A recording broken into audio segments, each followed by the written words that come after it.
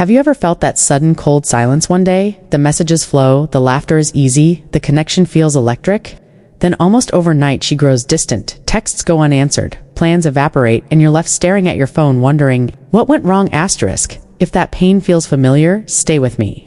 In the next few minutes, we'll unpack step by step what psychology actually says you should do when a woman distances herself. No tricks, no begging, no games, just grounded, research-backed strategies that protect your dignity and give the relationship its best possible chance to heal or transform.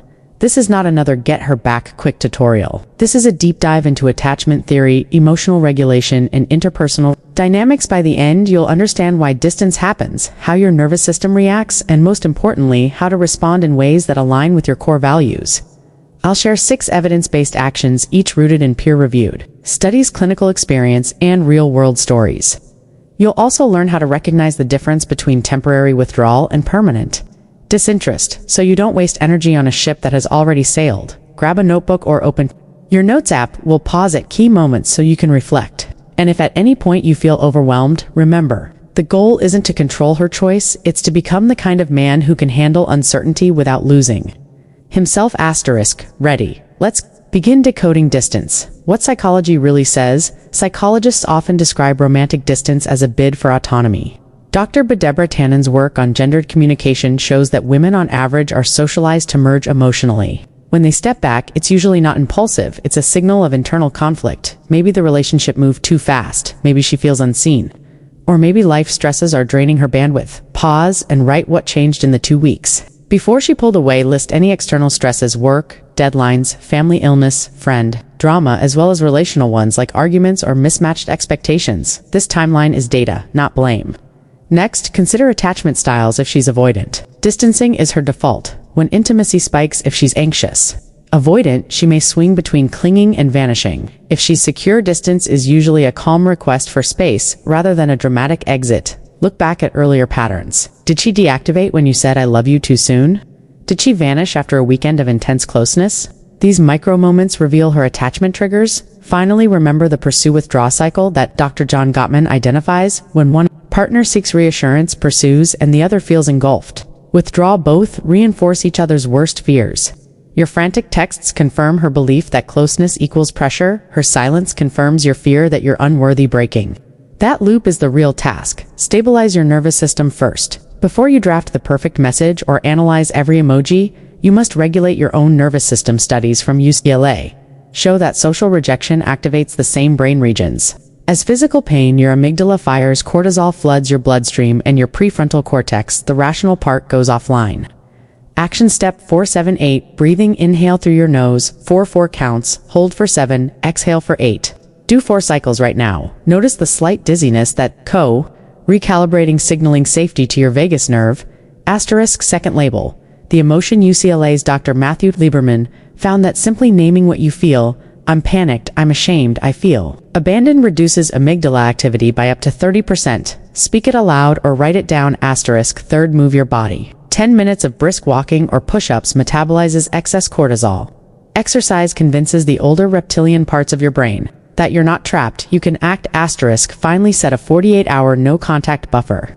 This isn't manipulation, it's emotional triage. During these 2 days, you commit to self-soothing, not problem-solving. If she reaches out, you can respond warmly but briefly, e.g., "Hey, hope you're okay, I'm tied up today, let's talk soon." Then return to your own centering practices. The power of self-validation. Most men chase external validation. When a woman pulls away, they flutter with apologies, gifts, or grand gestures. Ironically, this reinforces the belief that her attention is the only metric of worth. Instead, you need self-validation, the ability to say, "My feelings make sense and I can soothe them myself." Try this 3-sentence drill. 1. It's understandable, I feel anxious because connection matters to me. 2. My worth isn't contingent on one person's availability. 3. I can hold space for both my longing and my dignity. Write those on a sticky note and place it where you'll see it every hour. Next, practice parts work. From internal family systems therapy. Imagine the panicked part of you as a younger version, maybe age 10, who once feared dad wouldn't pick him up from school. Ask that part, what do you need right now? Often the answer is simple: reassurance, presence, or a reminder that adult you has resources. Place a hand on your chest and breathe into the heart space for 60 seconds. This isn't placebo. Vagal stimulation actually lowers heart rate. increases heart rate variability, and restores executive function. 6 evidence-based actions to take. Now that you're grounded, let's move to the 6 actions psychology recommends. I'll give you the theory, the script, and the common pitfalls. For each one, curiosity over interrogation. The mistake most men make is asking, "Why are you ignoring me?" That sounds accusatory and triggers defensiveness. Instead, use open, low-pressure curiosity. Script, text, or in person. "I've noticed some distance lately, and I just want to check in. No pressure. How are you feeling about us and everything on your plate?" Key phrase, no pressure. It signals safety, then stop talking. Silence is a tool. Let her fill it. Pitfalls: don't send a 300-word monologue. Don't demand immediate answers. Don't problem solve if she says, "I'm just overwhelmed." Simply reflect. "Sounds like a lot. I'm here when you're ready." Research insight of 2018 Harvard study found that perceived partner responsiveness, feeling heard without judgment, predicts relationship stability more than frequency of contact. To the brief, warm check-in. If 48-72 hours pass with no reply, send one brief message that conveys warmth and zero pressure. Script: "Hey Sarah, just thinking of you. Hope your week's going okay." No need to respond, just sending good vibes. Rationale. Attachment researchers call this a secure signal. It shows you're still present but not fused. Avoid emojis that imply sadness when smiley is enough. Pitfall: resending the same message on multiple platforms. That's crowding. 3.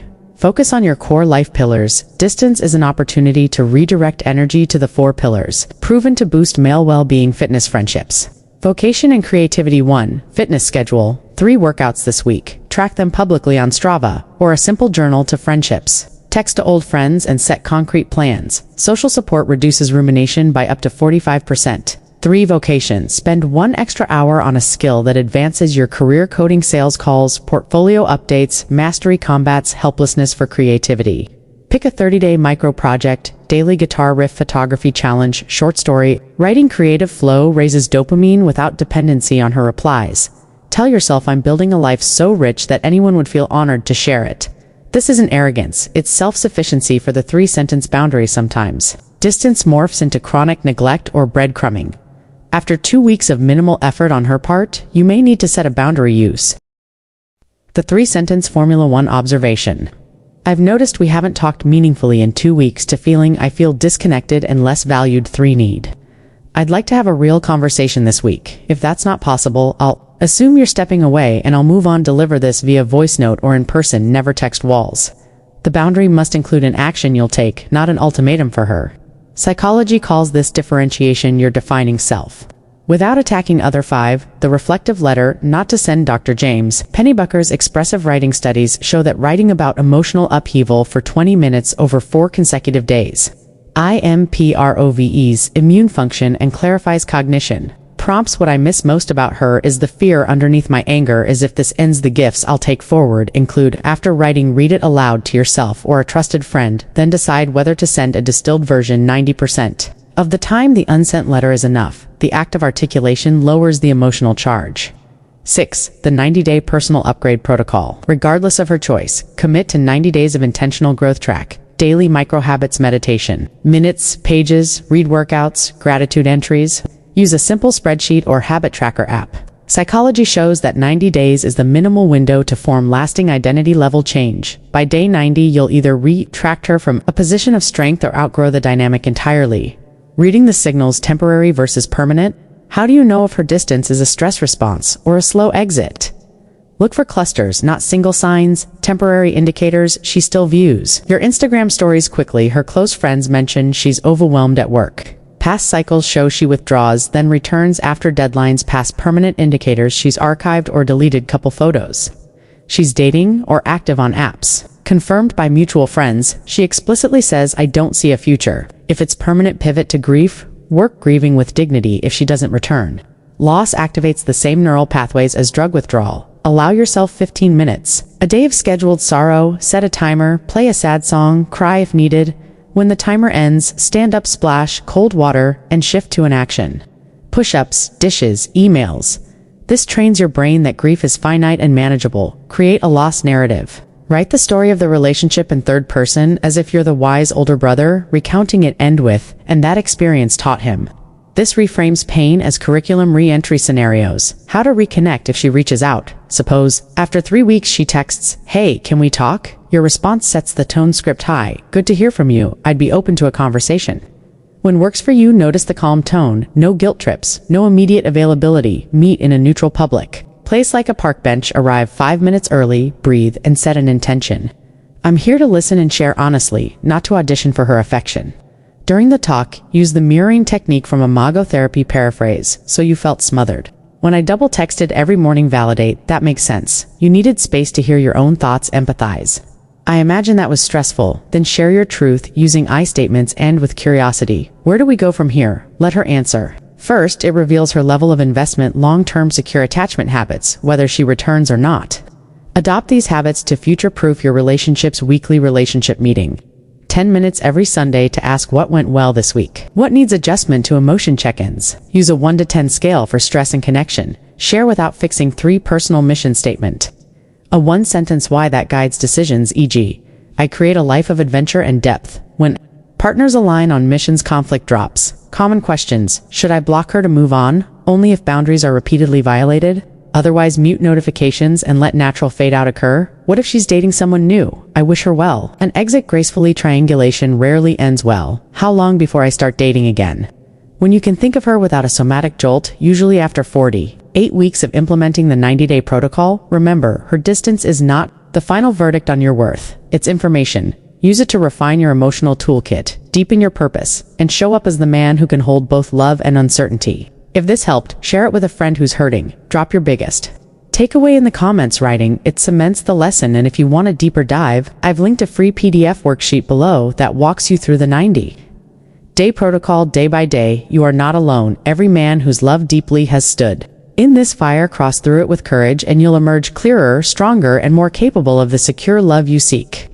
Additional research-backed insights to deepen the protocol include the polyvagal theory, which shows activating the ventral vagal system through safe social engagement or soothing rituals reduces sympathetic arousal and promotes connection, consistent with Stephen Porges.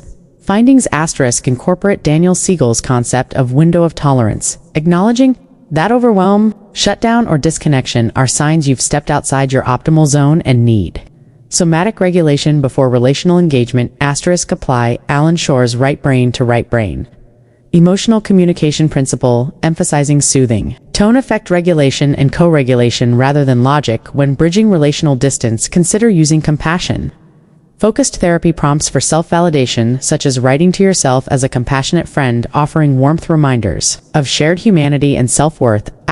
Track heart rate variability using wearable devices or apps to objectively monitor nervous system regulation progress over 30-day intervals. Research shows improved HRV correlates with resilience to rejection. Finally, integrate a gratitude inquiry practice targeting 3 daily micro-moments connected to your vision values, growth in pleasure, vulnerability, or meaning. Research shows gratitude enhances emotional resilience and elevates mood, independent of external validation. By weaving these deeper frameworks into the 6-step protocol, you build not only relationship repair skills, but a new operating system rooted in emotional maturation, self-compassion, and relational presence.